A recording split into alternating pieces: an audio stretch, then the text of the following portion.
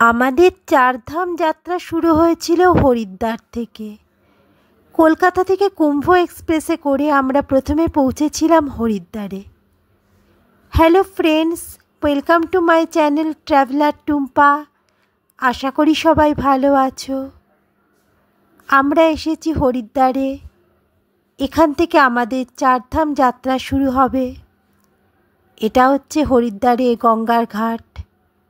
সন্ধ্যা আরতি শুরু হচ্ছে। চারিদিকে লোকে লোকারণ্য ভিড়।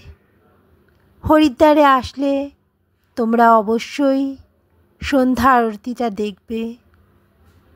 এছাড়াও কিছু সাইট সিন আছে। কঙ্খল, মনসা পাহাড়, চণ্ডী পাহাড়, ভারত মাতা মন্দির, সেগুলোও দেখবে। চারধাম যাত্রার রেজিস্ট্রেশন হরিদ্বারে ঋষিকুল গ্রাউন্ডে হয়। এখানে তোমরা রেজিস্ট্রেশন করিয়ে একটা কার্ড নিয়ে নেবে। সেই কার্ডটা এই যে দেখছো আমার হাতে স্ক্যানারের মতো করা আছে। সেই কার্ডটা এখানে পাওয়া যায়। এখান থেকে আধার কার্ড দেখিয়ে এই রেজিস্ট্রেশন করিয়ে নেবে। এরপর শুরু হবে তোমাদের চারধাম যাত্রা। একদিন বা দুদিন হরিদ্বারে কাটিয়ে গঙ্গা স্নান, সন্ধ্যা আরতি দেখা, আশেপাশে দেখা এসব কমপ্লিট করে হরিদ্বার থেকে ঋষিকেশ হয়ে জানকী চটিতে চলে আসতে পারো। যমুনোত্রী দিয়ে সাধারণত চারধাম যাত্রা শুরু হয়। জানকী চটি থেকে পায়ে হেঁটে অথবা ঘোড়ায় করে বা ডান্ডি, কান্ডি, যেগুলোকে বাস্কেট বলে, ডুলি, সেগুলো সবই আছে। আমরা ঘোড়ায় চড়ে গেছিলাম। এটাই একটু সস্তা হয়। ডুলির প্রাইসটা অনেকটাই হাই। তো যমুনোত্রীর রাস্তাটা খুবই খারাপ। পায়ে হেঁটে যদি যেতে পারো তাহলে পরে ভালো। ঘোড়া কিছুটা গিয়েই তারপরে থামিয়ে দেয়, কিছুটা পায়ে হেঁটেও যেতে হয়। এটা যমুনোত্রী মন্দির। এখানে এত উচ্চতায়, এত ঠান্ডার মধ্যেও উষ্ণ কুণ্ড আছে। সেই কুণ্ডের জলে স্নান করে তারপর যমুনোত্রী মাতার মন্দির দর্শন করতে হয়। পাহাড়ে কোলে মন্দির, বেশ ভিড় আছে। তোমরা আসলে অবশ্যই উষ্ণ কুণ্ডে স্নান করবে, তারপর এই মন্দির দর্শন করবে।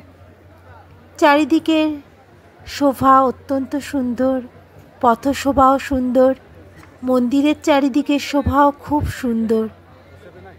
জানকী চটিতে থাকতে পারো। জানকী চটিতে থাকলে ভোরবেলা উঠে ঘোড়ায় করে যমুনোত্রী দেখে আবার জানকী চটিতে ব্যাক করে আসা যায়। ঘোড়ায় চড়েই নেমে আসতে পারো অথবা পায়ে হেঁটে। যারা একান্তই পারবে না তারা ডুলি বা বাস্কেটে করে আসতে পারো। যমুনোত্রী রাস্তাটা খুবই বিপজ্জনক, তাই জন্য বেশ ভয় ভয় চলতে হয়। ঘোড়া কখনো সামনে কখনো পিছনে যাচ্ছে, খাড়াই রাস্তা, বড় বড় স্টেপিং, খুবই ভয় লাগে এই পথে চলতে। তা সে ঘোড়াই হোক আর পায়ে হেঁটেই হোক না কেন। দর্শনের আগে দিয়ে যেখান থেকে জার্নি স্টার্ট হবে সেখান থেকে অবশ্যই একটা লাঠি নিয়ে নেবে। চারধাম যাত্রায় এই লাঠি খুব কাজে লাগে। ঘোড়ায় চড়ে গেলেও আগে পরে কিছুটা কিছুটা হাঁটতে হয়। প্রায় সময় বৃষ্টি হয়, পথ স্লিপারি থাকে, তাই একটা লাঠি সবসময় সঙ্গে রাখাই ভালো। যমুনোত্রী দেখে আমরা গঙ্গোত্রীতে পৌঁছলাম। আজকের নাইটটা আমরা গঙ্গোত্রীতেই স্টে করব। প্রথমে চলে যাব গঙ্গোত্রী মন্দির দেখতে। যারা গোমুখে যাবে ভাবছো তারা এই গঙ্গোত্রী থেকে গোমুখে রেজিস্ট্রেশন করে গাইড নিয়ে গোমুখের উদ্দেশ্যে যেতে পারো। আমরা আগে গোমুখ ঘুরে এসেছি, এবার আর গোমুখ যাব না, তাই শুধু গঙ্গোত্রী দেখব। সামনেই মন্দির। সেই মন্দিরে আরতি দেখার জন্য বিশাল লাইন হয়। তো ওই আরতির সময়টা বাদ দিয়ে অন্য সময় ভিড়টা একটু কম থাকে। পাশ দিয়ে বয়ে চলেছে গঙ্গা নদী।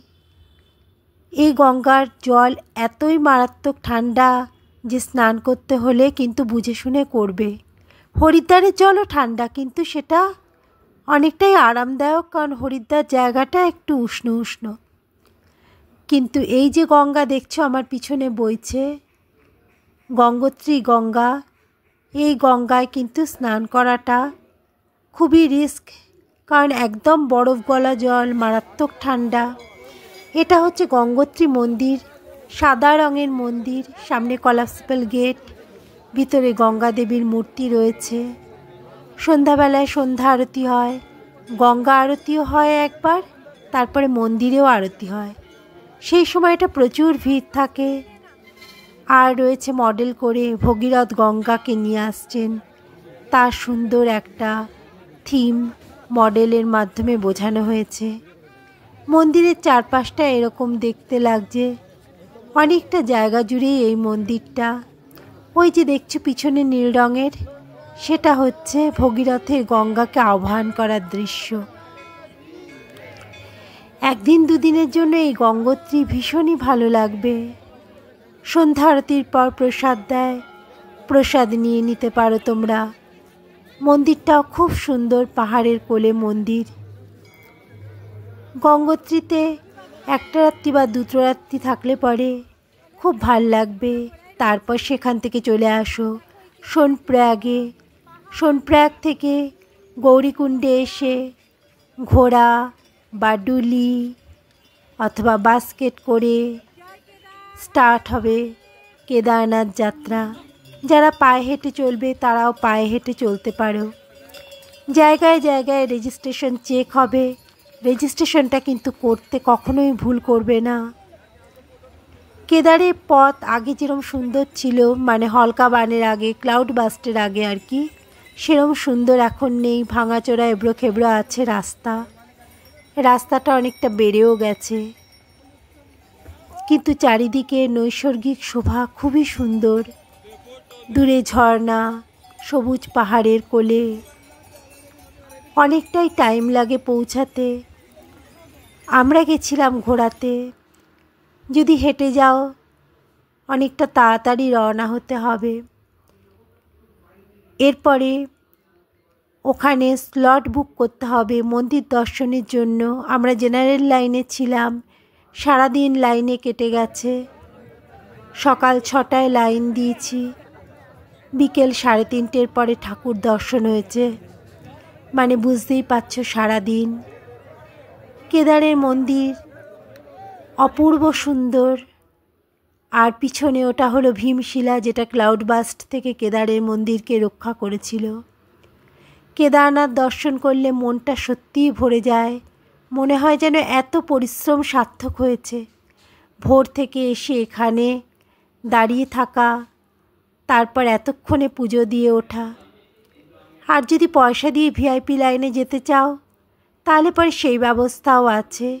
সেক্ষেত্রে টাকার পরিমাণ 1,500, 2,000, 2,500 যেরকম দেবে আর কি। স্লটও কিনতে পাওয়া যায়, আমরা তো স্লট কিনেছিলাম। তাহলে মর্নিং স্লটটা পাওয়া যায়, নইলে সেই নাইট স্লট, তাই কিনতে পারো। সেক্ষেত্রে দাম কিছুটা কম, 100-200-র মধ্যে হয়। কেদারের মন্দির অপূর্ব সুন্দর। সুপ্রাচীন কাল থেকে এই মন্দির রয়েছে। বিশাল বড় ভীমশিলা কেদারের মন্দিরকে এই ক্লাউড বাস্টের হাত থেকে রক্ষা করেছিল। অজস্র দর্শনার্থী বিভিন্ন দিক থেকে আসে প্রত্যেক বছর এই কেদারনাথ দর্শন করতে। কেদারনাথ দর্শন করে এরপরে আমরা আবার গৌরীকুণ্ডে ফেরার রাস্তা ধরেছি। এই কেদারনাথে একটু বেলা হলে পরেই কিন্তু বৃষ্টি শুরু হয়ে যায়, অর্থাৎ দুপুর 3-4টের পর থেকে একটু একটু করে বৃষ্টি হওয়ার সম্ভাবনা থাকে। দেখো রাস্তার ধারে বরফ জমে আছে। আমরা যেহেতু সামার ভ্যাকেশনে গেছিলাম তাই আমরা এই বরফগুলো পেয়েছি। তোমরা পূজা ভ্যাকেশনে গেলে কিন্তু এই বরফটা পাবে না, তবে ভিড়টা কিছুটা কম হতে পারে পূজা ভ্যাকেশনে গেলে। রাস্তার নিচের দিকে অতলান্ত খাদ রয়েছে, মন্দাকিনী বয়ে চলছে। কেদার দর্শন করে আমরা এসেছি এখন বদ্রীনারায়ণ দর্শন করতে। দেখো আমার পিছনে অলকানন্দা বইছে আর বদ্রীনাথের মন্দির। ভীষণ জাগ্রত এই মন্দির। এখানেও প্রচুর ভিড় হয়, অনেকক্ষণ সময় লাগে দর্শন করতে যদি জেনারেল লাইনে দর্শন করো। এটা জেনারেল লাইন যেখানে আমরা দর্শন করছি। তবে এখানে একটা সিস্টেম আছে, এক এক করে লাইন ছাড়তে থাকে। পয়সার লাইনে যেমন ছাড়ে, জেনারেল লাইনেও সেরকম ছাড়ে। আর দেখছো মাথায় বদ্রীনাথ এঁকেছি, এরকম আঁকানোর ব্যবস্থা থাকে। কিছু টাকার বিনিময়ে এরা মাথার মধ্যে এঁকে দেয় ঠাকুরের নাম। খুবই ভালো লাগে দেখতে, তাই আমরা সবাই আঁকাই। দেখো অলকানন্দা বয়ে চলেছে আর বদ্রীনাথের মন্দির। চারিদিকে প্রাকৃতিক শোভা অতুলনীয়। বদ্রীনাথ থেকে আরও কিছুটা গেলে পরেই দূরে মানাগ্রাম, ভারত চীন সীমান্ত, ভারতের শেষ গ্রাম। খুবই সুন্দর এই বদ্রীনাথের পথশোভা আর প্রাকৃতিক দৃশ্য। পাহাড়ের কোলে মন্দির, অলকানন্দা বয়ে চলছে, ছোট্ট জনপদ, অদূরেই মানাগ্রাম। এই রাস্তাটা ধরে একটু এগিয়ে গেলেই মানাগ্রাম। এরপর আমরা সেখান থেকে ফিরছি দেবপ্রয়াগে। ফেরার পথে এই হলো ধারী দেবীর মন্দির। ধারী দেবীর মন্দির দেখে আমরা চলে আসছি দেবপ্রয়াগে। আমরা চারধাম করে দেরাদুন মুসৌরিও করব। এটা দেরাদুনের সহস্রধারা। আমাদের ট্যুরের মধ্যে পুরোটাই রয়েছে। তোমরা দেরাদুন মুসৌরি সহযোগেও ট্যুর করতে পারো, অথবা শুধু চারধাম করে হরিদ্বারে ফিরে চলে আসতে পারো। যদি ভিডিও ভালো লাগে তবে অবশ্যই একটা লাইক করবে। আমার চ্যানেল ট্রাভেলার টুম্পাকে প্লিজ সাবস্ক্রাইব করো আর ফ্রেন্ডস অ্যান্ড ফ্যামিলির সাথে শেয়ার করে দিও। যারা অলরেডি সাবস্ক্রাইব করেছো তাদের জন্য রইল অনেক ভালোবাসা। আমাদের উত্তরাখণ্ড সিরিজের প্রত্যেকটা পার্ট রয়েছে এই চ্যানেলে। যেরকম ইনফরমেশন দরকার সেরকম সার্চ করে দেখে নিতে পারো। আজ তাহলে এতটাই। আবার দেখা হবে একটা ইন্টারেস্টিং ব্লগে। সুন্দর সুন্দর ট্রাভেল সংক্রান্ত ভিডিও দেখতে চোখ রাখো ট্রাভেলার টুম্পা চ্যানেলে। Bye bye, take care.